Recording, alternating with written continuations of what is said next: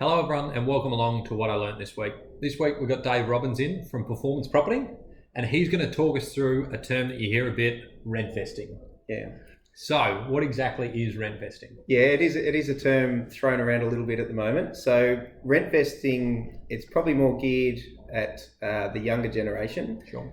People that potentially want to enter the Melbourne and Sydney market, for example, that are unable to purchase in the area that they would like to, or live in, or work near. So the idea of rentvesting is that they will take on an investment property elsewhere in a market more suited to their budget, and then relying on the rental income from that property.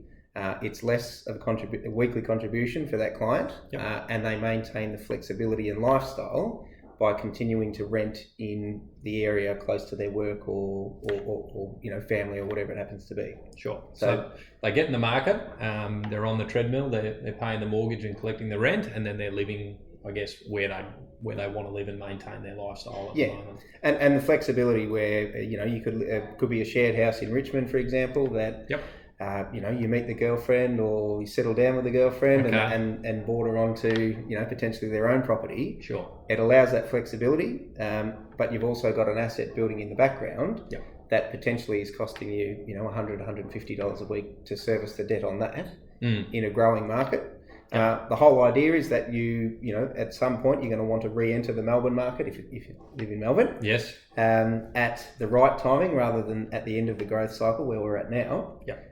With a sizable deposit from your investment property. Yeah. Okay.